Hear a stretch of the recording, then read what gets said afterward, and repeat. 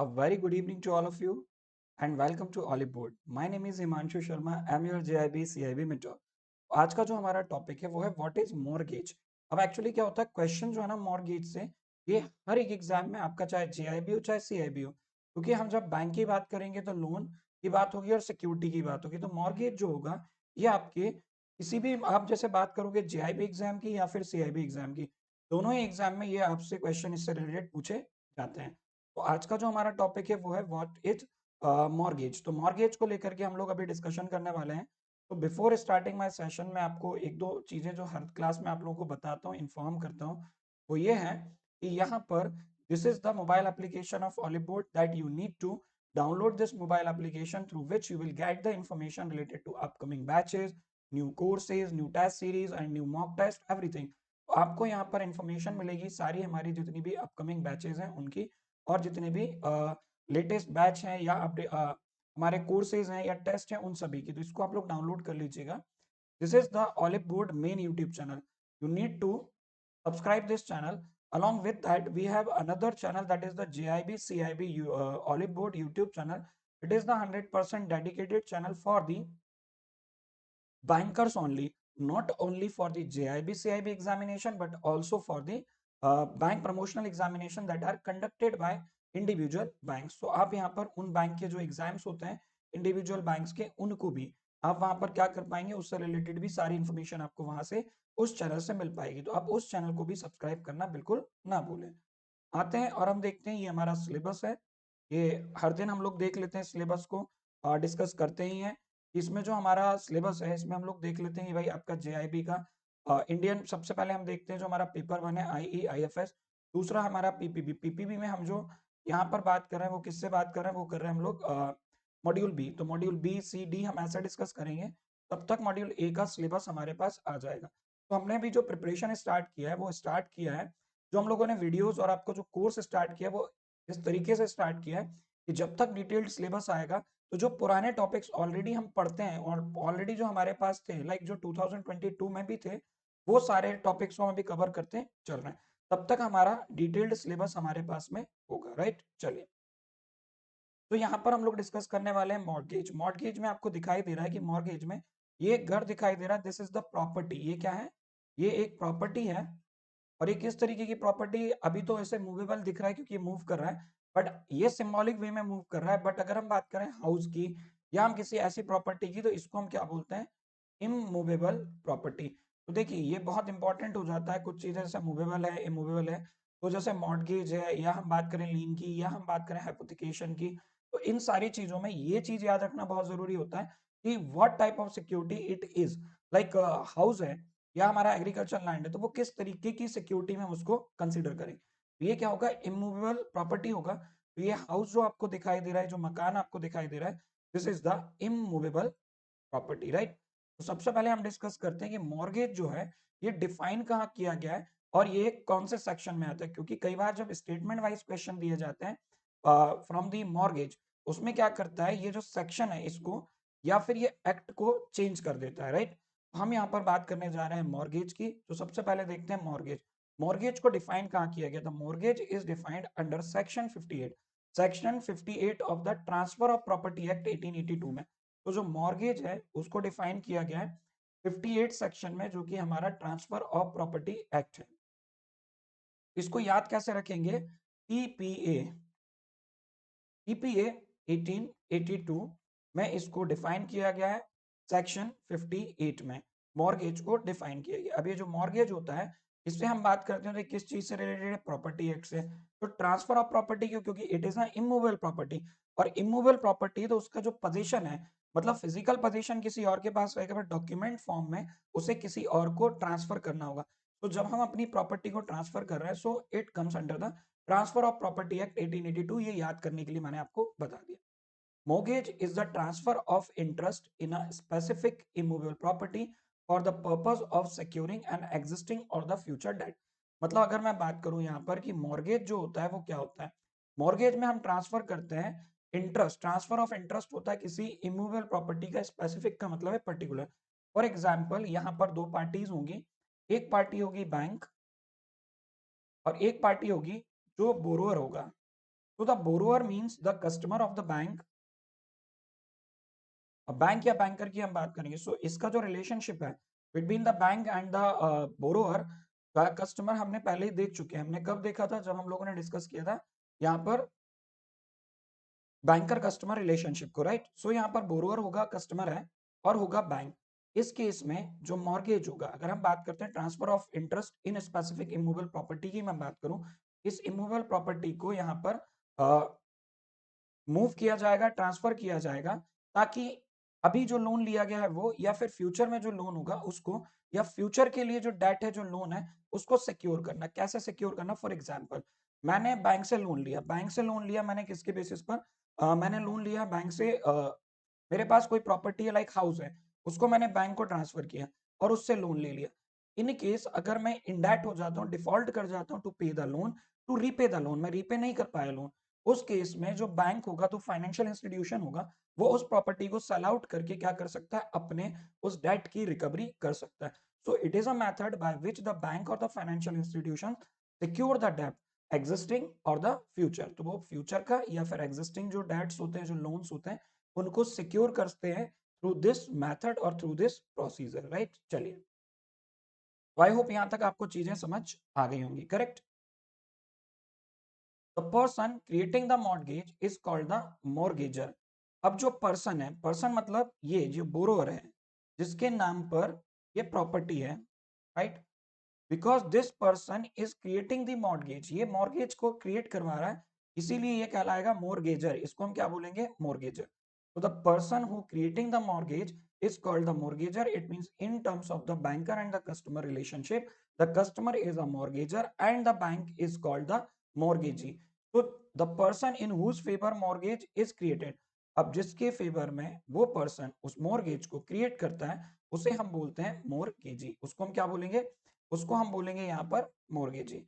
The principal and the interest involve in the transaction is called mortgage money and the instrument by which the transaction is taking place is called the mortgage deed. अब देखो यहाँ पर क्या होता है, अभी अपन लोगों ने देखा कि प्रॉपर्टी को ट्रांसफर करना है, राइट, कि प्रॉपर्टी जो है वो ट्रांसफर की जा रही है between the customer of the bank to the banker, right. Bank के नाम पर, या हम बात कर रहे हैं यहाँ पर किसे?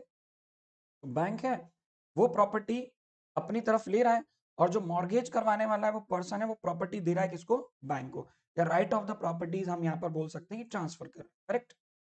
सो यहां पर अगर अपन बात करते हैं प्रिंसिपल एंड द इंटरेस्ट जो इन्वॉल्व होगा उस ट्रांजेक्शन में, चूंकि केस है किसका? लोन का। लोन के केस की हम बात कर रहे हैं, जहां पर हम ट्रांजेक्शन्स को कंसीडर करेंगे, तो जो प्रिंसिपल और जो इंटरेस्ट है वो इन्वॉल्व होगा उस ट्रांजेक्शन में, उसको हम बोलते हैं मॉर्गेज मनी। अब आपसे क्वेश्चन पूछा जाएगा कि व्हाट इज मॉर्गेज मनी, तो आप बता पाएंगे the principal and the interest that is involve in the transaction, that is called the mortgage money. तो मॉर्गेज मनी वो अमाउंट होता है जो उस ट्रांजेक्शन में प्रिंसिपल और इंटरेस्ट के फॉर्म में ट्रांजेक्शन में इन्वॉल्व होता है, तो उसे हम क्या बोलेंगे? Mortgage money. अब वो instrument, the instrument by which the transaction is taking place is called the mortgage deed. जिस इंस्ट्रूमेंट डॉक्यूमेंट्स के थ्रू उस ट्रांजेक्शन्स को हम परफॉर्म कर रहे हैं, उसे हम बोलते हैं मॉर्गेज डीड। उसको क्या कहा जाएगा? That is called the mortgage deed. Let's move to the next slide. So before moving the next slide, अपन एक बार जल्दी से रिवाइज कर लेते हैं। Mortgage is defined under Section 58 of the Transfer of Property Act 1882, right? Number one. Number two, इसमें हम क्या करते हैं? इमूवेबल प्रॉपर्टीज को ही ट्रांसफर करते हैं, उसके इंटरेस्ट को क्या करते हैं? ट्रांसफर करते हैं। द पर्सन जो क्रिएट करेगा मॉर्गेज वो मॉर्गेजर होगा, जिसके नाम पर मॉर्गेज क्रिएट कराया जाएगा वो मॉर्गेज ही होगा। Mortgagor will be the customer and mortgagor will be the customer, ये होगा आपका customer, and mortgagee will be the bank. Interest और प्रिंसिपल अमाउंट जो इन्वॉल्व होगा ट्रांजैक्शन में उसको हम बोलेंगे मॉर्गेज मनी, और जो instrument through which this type of transaction is takes place उसको हम बोलेंगे आप मॉर्गेज डीड। मॉर्गेज डीड जिस इंस्ट्रूमेंट, जिस डॉक्यूमेंट के थ्रू हम ट्रांजैक्शन कर रहे हैं, that is called the mortgage deed, mortgage deed, और मॉर्गेज मनी जो प्रिंसिपल और वो वहां पर इन्वॉल्व होगा आपका इंटरेस्ट। नाउ अगर मैं बात करूं कि टाइप्स ऑफ मॉर्गेज क्या होता है, कितना हो सकता है, तो टाइप्स ऑफ मॉर्गेज कितना या क्या होगा, इसकी हम यहाँ पर बात करेंगे। तो सबसे पहले आपका जो मॉर्गेज होगा वो होगा सिंपल मॉर्गेज, दूसरा English mortgage, usufructuary mortgage, mortgage by deposit of title deeds, mortgage by conditional sale और एनामोलस मॉर्गेज, राइट। तो यहाँ पर ये 6 टाइप के हम लोगों ने क्या देख लिए, ये हो गए आपके टाइप्स ऑफ द मॉर्गेज। और टाइप्स ऑफ मॉर्गेज, मॉर्गेज के टाइप्स की बात करो, there are 6 types of mortgage are there. तो mortgage is creating only on immovable property like land and building as we have discussed in the first slide. हमने पहले ही इसको discuss कर लिया कि जो मॉर्गेज होता है वो क्रिएट किया जाता है, वो दिया जाता है इस पर, इमूवेबल प्रॉपर्टीज पर, जो कि लैंड और बिल्डिंग होगा। इसीलिए मॉर्गेज के साथ में मैंने एक इमेज रख दी थी जिसमें एक हाउस, एक घर जो था उसको हमने यहाँ पर डिफाइन कर दिया था, राइट। क्लियर। तो यहाँ पर टाइप्स ऑफ मॉर्गेज की अगर मैं बात करूं तो there are 6 types of mortgages namely. तो यहाँ पर 6 टाइप के मॉर्गेजेस हैं जिनको हम अलग अलग नाम से जानते हैं। Number 1 simple mortgage, mortgage by the conditional cell, usufructuary mortgage, English mortgage, mortgage by deposit of title deeds, that is also known as the equitable mortgage and the anomalous mortgage। तो यहाँ पर 6 टाइप के mortgage होते हैं, ये 6 type के mortgage हम लोगों ने देख ली। अब यहाँ पर एक इंपॉर्टेंट बात जो है जिसको हमें याद रखना है, जो the thing that need to be remember, वो ये है कि ऑल मॉर्गेजेस, जितने भी मॉर्गेज होते हैं एक्सेप्ट इक्विटेबल मॉर्गेज, इस इक्विटेबल मॉर्गेज को छोड़ करके requires registration with the registrar of the assurance. हमारा जो इक्विटेबल मॉर्गेज होता है इसको छोड़ करके बाकी ये जो 5 हमारे सिंपल मॉर्गेज है, mortgage by the conditional cell है, usufructuary मॉर्गेज है, इंग्लिश मॉर्गेज और जो एनामुलस मॉर्गेज है, इन सभी मॉर्गेज को रजिस्ट्रेशन कराना होता है रजिस्ट्रार ऑफ द एश्योरेंसेस के पास में। सिर्फ किसको छोड़ेंगे, तो हम सिर्फ छोड़ते हैं किसको, जो हमारा इक्विटेबल मॉर्गेज होता है, जिसे हम mortgage by the deposit of title deeds भी बोलते हैं। तो इक्विटेबल मॉर्गेज को छोड़ करके बाकी सभी मॉर्गेज को हमें क्या करना होता है, रजिस्ट्रेशन कराना होता है with the registrar of the assurances के पास, करेक्ट। ओके, चलिए आगे देखते हैं इसके बाद हम नेक्स्ट। अब रजिस्टर्ड मॉर्गेज क्या होता है ये हम देखते हैं ना, ये थोड़ा सा एक अलग यहाँ पर कॉन्सेप्ट आ जाता है। Registered mortgage means what. अब देखिए रजिस्टर्ड का मतलब होता है it is related to the registration, इससे रिलेटेड हो गया ये, it is related to the registration हुआ। In case of registered mortgage also called legal mortgage, अगर हम बात करते हैं रजिस्टर्ड मॉर्गेज की, इसी को हम क्या बोलते हैं, लीगल मॉर्गेज भी बोलते हैं। First a mortgage deed is written which is stamped as per the. अब देखो यहाँ पर रजिस्टर्ड की मतलब मैंने बात की और आपको बताया कि registration, registered means what, registered means registration कराना। तो रजिस्ट्रेशन का मतलब होता है कि लीगली उसको यहाँ पर रजिस्टर्ड कराना, through the rules and regulation और बाय लॉज के अंडर उसे हमें क्या करना है, रजिस्टर्ड कराना। इन केस ऑफ रजिस्टर्ड मॉर्गेज, इसको हम लीगल मॉर्गेज भी बोलते हैं क्योंकि इसे लीगली हमें क्या कराना होता है, रजिस्टर्ड कराना होता है। First a mortgage deed is written which is stamped as per the stamped act of the concerned state. अभी जिस भी स्टेट में सबसे पहले आप क्या करेंगे, एक मॉर्गेज डीड रिटर्न करवाएंगे, तैयार करवाएंगे, वो डॉक्यूमेंट द इंस्ट्रूमेंट, ठीक है। वो इंस्ट्रूमेंट तैयार होगा जिसको हम मॉर्गेज डीड बोलते हैं। और मॉर्गेज डीड को तैयार करवाना मतलब रिटर्न करवाने के बाद में उसको स्टाम्प करवाया जाएगा। और यू नो द स्टाम्प करवाना, स्टाम्प करवाना मीन्स होता है स्टाम्प पेपर पर उस डीड को रिटर्न करवाना, और रजिस्ट्रार जो हमारे होते हैं या फिर हम बोलते हैं यहाँ पर स्टाम्प ड्यूटी पे करने के बाद में उस पर इसे रजिस्ट्रार्स के थ्रू या जो हमारे स्टाम्प करवाते हैं हम, हमारे जितने भी नोटरी एडवोकेट्स होते हैं उनके थ्रू। तो जो भी हमारी कंट्री का उस स्टेट का स्टाम्प एक्ट का जो कंसर्न होगा उस स्टेट का, उसके अकॉर्डिंग उस डीड को यहाँ पर स्टाम्प करवाया जाएगा। The deed is then executed in the presence of two witnesses, मतलब अगर आप यहाँ पर साइन करवाएंगे तो यहाँ पर भी दो पार्टीज होंगी। पहले से two parties were involve, mortgagor and the mortgagee, और इनके अलावा दो विटनेस भी आपको रखने होंगे, राइट। दो विटनेस भी यहाँ पर आपको लेने होंगे। देयर आफ्टर, इसके बाद में in terms of the Indian registration act 1998, it is to be registered with the registrar of assurances, जिसको हम बोलते हैं sub registrar, within 4 months of the execution. अब अगर मैं बात करता हूँ रजिस्टर्ड मॉर्गेज की, तो इसमें क्या होता है कि इसमें इसी को हम क्या बोलते हैं, लीगल मॉर्गेज भी बोलते हैं। सबसे पहले हमें मॉर्गेज डीड को लिखना होगा डॉक्यूमेंट्स पर, फिर हमें उसको स्टाम्प करवाना होगा as per the stamp act of the concern state, जो उस स्टेट का स्टाम्प एक्ट होगा उसके हिसाब से। और जो डीड होगी वो क्या करनी पड़ेगी, देन एग्जीक्यूट करना होगा उसे हमें इन प्रेजेंस, किसकी प्रेजेंस में, प्रेजेंस ऑफ टू बिजनेस, जो दो विटनेस होंगे उसके सामने उसको क्या करवाना पड़ेगा, एग्जीक्यूट करना होगा। और उसको एग्जीक्यूट करने के बाद अगर मैं बात करता हूँ तो इंडियन रजिस्ट्रेशन एक्ट 1908 के अकॉर्डिंग यहाँ पर आपको उसको रजिस्टर्ड करवाना होगा रजिस्ट्रार ऑफिस में, जो सब रजिस्ट्रार होता है उसके पास में। जब आप उसको एग्जीक्यूट कर रहे हो उसके 4 मंथ्स के अंदर, विद इन 4 मंथ्स, 4 महीने के अंदर उसे हमें क्या करना होगा, रजिस्ट्रार के पास में उसको रजिस्टर्ड कराना होगा। अब आते हैं हम नेक्स्ट, जो हमारा अगला यहाँ पर कॉन्सेप्ट है, the concept is related to the reverse mortgage, right. अब हम आते हैं रिवर्स मॉर्गेज पर। तो यहाँ पर आपको रजिस्टर्ड मॉर्गेज तो समझ आ गया होगा। अब रजिस्टर्ड मॉर्गेज क्या होता है ये आपको पता चल गया कि उसको हम बोलते हैं लीगल मॉर्गेज, और इसको हम क्या करते हैं, जो डीड होती है उसको हमें स्टाम्प करवाना होता है, स्टाम्प्ड एक्ट जो हमारी उस स्टेट का होता है उसके अकॉर्डिंग।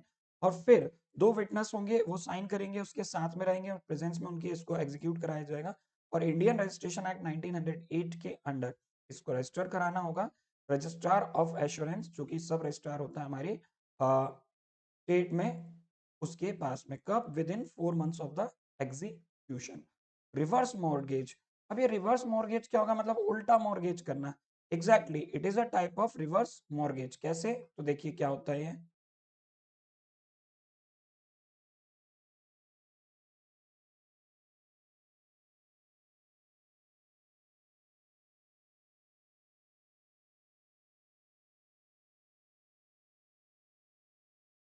देखो, रिवर्स मॉर्गेज में क्या होता है, अभी तक क्या होता है, पहले फर्स्ट स्टेप में क्या होता है कि जो बोरोअर होता है ना, लाइक मान लीजिए मैं एज अ बोरोअर मैं बात करूं, एज अ बैंक कस्टमर मैं बात करूं कि मैं बैंक का कस्टमर हूं और मुझे फंड्स की रिक्वायरमेंट है।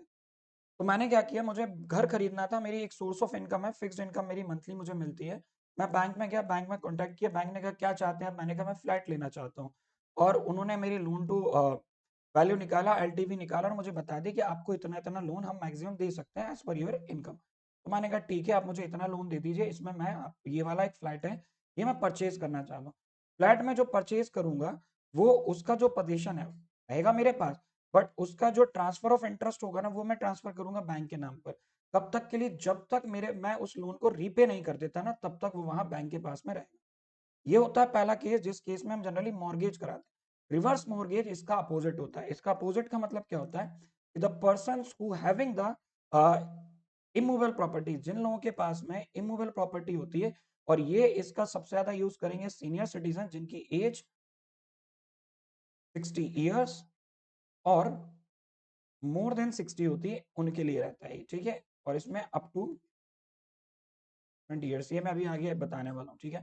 रिवर्स मॉर्गेज इनेबल करता है सीनियर सिटीजन्स को कि वो अपने बड़े असेट्स को कन्वर्ट कर लेते हैं into a source of regular income without giving up the ownership. कैसे, देखो मैंने आपको पहले केस में क्या बताया कि मैं बोरोअर हूँ, मुझे फ्लैट खरीदना है, बैंक ने मुझे लोन दिया, मैंने फ्लैट ले लिया, उस फ्लैट के डॉक्यूमेंट्स बैंक को रख दिए, मॉर्गेज करा दिया, और हर महीने मैं क्या करूंगा, हर महीने वहां पर बैंक को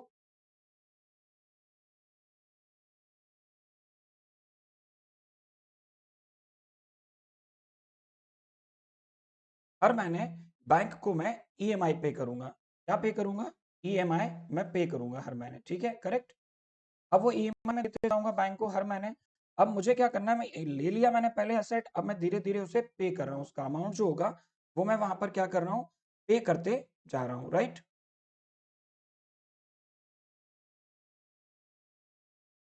आगे अगर मैं देखूं यहाँ पर, तो अपोजिट क्या होता है, जो हमारा रिवर्स मॉर्गेज होगा उसमें क्या करते हैं, स्टेप 1 में जो सीनियर सिटीजन होते हैं उनके पास ऑलरेडी ये असेट्स होते हैं, उन्होंने कभी लोन वोन लेकर के बनाए होंगे या जैसे भी बनाए। अब ये क्या करते हैं, ये अपने जो बोरोअर होगा ये क्या करेगा, बोरोअर हाइपोथेकेट करेगा हाउस को बैंक के पास में। बैंक क्या कर देगा, ये जो उसके पास में जो असेट है ये बैंक के पास पहुंच जाएगा। Ownership of the house vests to the borrower. और यहाँ पर जो ये बोरोअर होगा ये क्या करेगा, हर महीने हर महीने इंस्टॉलमेंट बेसिस पर ये बैंक इनको क्या करता जाएगा, हर महीने पैसा देता जाएगा, एक फिक्स्ड इनकम का सोर्स बना देगा कि first month, second month, third month. मतलब ये लोन नहीं लिया, अभी क्या किया है, अपने असेट को मॉर्गेज कर दिया बैंक के पास में, बैंक को दे दिया और उसके अगेंस्ट हम अभी क्या कर रहे हैं, उससे पैसा लेते जा रहे हैं, राइट। और फिर क्या करेंगे, इन केस ऑफ द पर्सन जो जिसने इस पर जो सीनियर सिटीजन है उसकी डेथ हो जाएगी, उस केस में बैंक क्या करेगा, हाउस लोन रीपे करेगा, उसका लीगल हायर, अगर जो उसका लीगल हायर कोई होगा तो वो पे करेगा, तब बैंक उसको हैंड ओवर कर देगा मकान को, जो भी उसका इमूवेबल प्रॉपर्टी है, या फिर उस मकान को बेच करके बैंक वो अमाउंट ले लेगा जो उसने उस पर्सन को दिया था, विद इंटरेस्ट उसका यहाँ पर रिसीव करेगा, रीपेमेंट ऑफ द लोन जो कि उसने एक्यूरेट इंटरेस्ट दिया है उसके साथ में। तो रिवर्स मॉर्गेज क्या होता है कि यहाँ पर जो सीनियर सिटीजन्स होते हैं जिनके पास में ऑलरेडी कोई असेट्स होता है, ऑलरेडी कोई उनके पास में मकान वगैरह होता है जो उन्होंने ऑलरेडी परचेज किया होता है, तो उस परचेज्ड मकान या इमूवेबल प्रॉपर्टी के अगेंस्ट वो लोग क्या करते हैं, वहां पर बैंक को अपने असेट्स को गिरवी रखवा देते हैं और उसके अगेंस्ट वो पैसा लेते रहते हैं जब तक वो जीते हैं तब तक, और उसके बाद में बैंक क्या करता है, उनकी डेथ के बाद में उस प्रॉपर्टी को सेल आउट करके रिकवरी कर लेता है, या फिर उनका जो लीगल हायर होगा वो उस लोन का रीपेमेंट करेगा। तो ये टॉपिक आई होप आपको समझ आया होगा बड़े अच्छे से। यहाँ पर हम लोगों ने डिस्कस कर लिया किस चीज को, हम लोगों ने डिस्कस किया है यहाँ पर मॉर्गेज को। तो मॉर्गेज में हम लोगों ने क्या क्या देख लिया, देखिए सबसे पहले हम लोगों ने मॉर्गेज देखा, मॉर्गेज कहाँ पर डिफाइंड है इसको देख लिया। उसके बाद में हमने यहाँ पर टाइप्स ऑफ मॉर्गेज देखे, रजिस्टर्ड मॉर्गेज और रिवर्स मॉर्गेज को हमने यहाँ पर डिस्कस कर लिया, राइट। तो ये होता है आपका मॉर्गेज वाला कॉन्सेप्ट कंप्लीट। इसके अलावा मैं आपको बता देता हूँ here, this is the olive board website. अगर आप चाहते हैं कि हमारे कोर्सेज में एनरोल हो जाएं और एनरोल होना चाहते हैं तो आप oliveboard.in पर जाएंगे और वहां पर आपको इस तरीके का एक पेज दिख जाएगा, आप बाय कोर्स कर सकते हैं, JIB CIB को आप क्लिक कर सकते हैं। क्योंकि JAIIB का जो न्यू बैच है वो 5 ऑफ दिसंबर 2022 से स्टार्ट हो चुका है, एंड CAIIB 2023 के लिए जो बैच है, ये बैच स्टार्ट होने जा रहा है 19 ऑफ दिसंबर 2022। सो फोकस्ड है 100% नए सिलेबस पर। आप वहां जाकर के इसको क्या कर सकते हैं, सेलेक्ट कर सकते हैं, एनरोल हो सकते हैं। एनरोल होने के लिए आप यहाँ पर फैसिलिटीज और the features of the courses देख करके आपको जो सुटेबल लगता है वो देख लेंगे, विद द सुटेबल वैलिडिटी। यहाँ हैवा कूपन कोड का ऑप्शन होगा, वहां पर आप कोड लगाएंगे और कोड आप यूज करेंगे हिमांशु, तो आपको एडिशनल 5% डिस्काउंट मिलेगा, जो एक्चुअल डिस्काउंट चल रहा है। और अभी भी विंटर सेल जो है दैट इज गोइंग ऑन, तो आप अभी चाहें तो लोएस्ट प्राइस में कोर्सेज में एनरोल हो सकते हैं। Thank you so much for watching the video. Do like the video, share the video, subscribe the channel, and also do comment on our videos. Thank you so much for watching the video.